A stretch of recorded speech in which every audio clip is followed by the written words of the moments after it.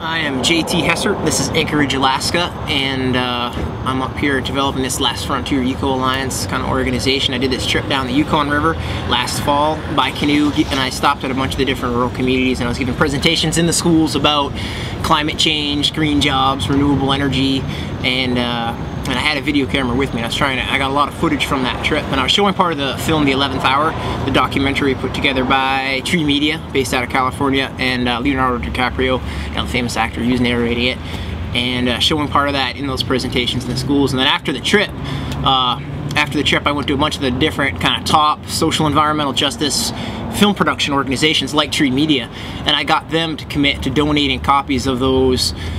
powerful and inspirational films to my different contacts in the rural communities along the Yukon River, whether it's tribal leaders, like a woman who was working at a radio station, different educators, with the idea that those films could be incorporated into the classroom curriculum and be used for educational purposes to expand the horizons of rural Alaskan youth and make more progressive material accessible. Back April 11th, we had that event. We had a Green Jobs Forum. We got a bunch of different local nonprofit leaders, the acting mayor rather, Matt Clayman, showed up at our forum. He kind of talked about the different green initiatives the city is going through, and I was trying to get, I was trying to get them to become some sort of a steering committee for a project or something like that for a Green Job Corps, Pathway Out of Poverty program here in Anchorage for disadvantaged youth. And that didn't quite materialize as I'd hoped, but I'm still very focused and still kind of working towards that goal right now. And kind of the angle that I'm going is I'm trying to basically, right now, over the next maybe 6 months, work here in Anchorage and convene a council of green employers, green employer council. So it could be small businesses, like a bakery, a bike shop, a green construction firm, and get these local businesses to basically commit to taking on trainees from established green job training programs, whether it's Alaska Works Partnership here in Anchorage, which is the state, Mike Andrews state nonprofit that basically is coordinating the distribution of the weatherization funds for the state right now, or servealaska.org, SAGA, which is based in Juneau and does green job training with state funds as well for youth. And so the trainees that pass through their programs would have an opportunity with these local Anchorage businesses to get like a 90-day, like a paid on-the-job internship, and then potentially get connected to further opportunities,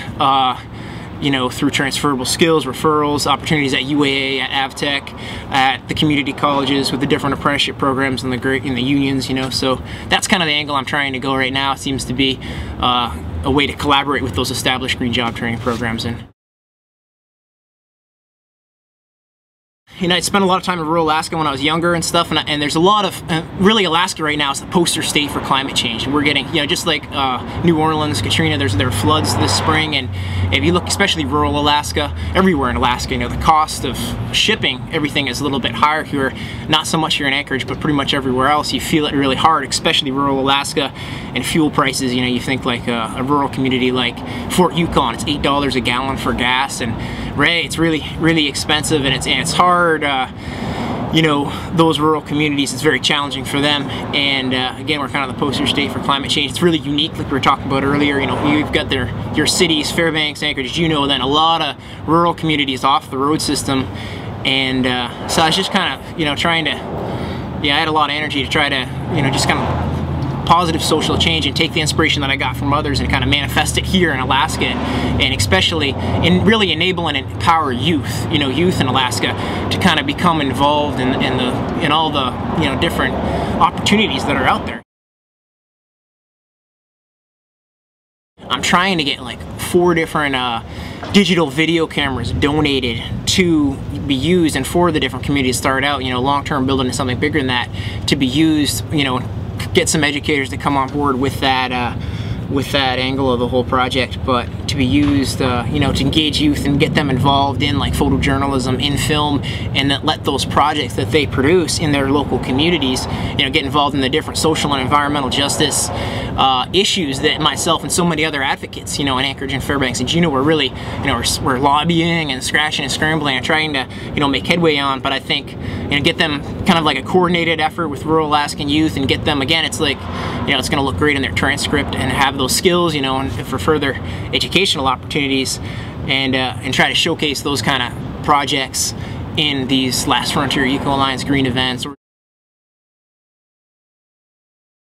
Youth first business, exactly, and out there, you know, they're the next leaders. They're the ones that are going to be doing this. And you know, if you get some kid out there, some 13, 14-year-old kid in Fort Yukon or in you know, Canada, some rural community in Alaska, to engage, and they begin following a guy just like I did, like Van Jones, you know, who founded the Ella Baker Center, and they become inspired, and they're getting on the internet, you know, they're watching his speeches or whatever. You know, they could become the next Van Jones or the next Alaskan Native leader or the next you know, business leader, the next governor of Alaska. And I think there's a lot of potential to try to, you know, change things that way, just by just connecting youth in Alaska with the sources of inspiration for social change.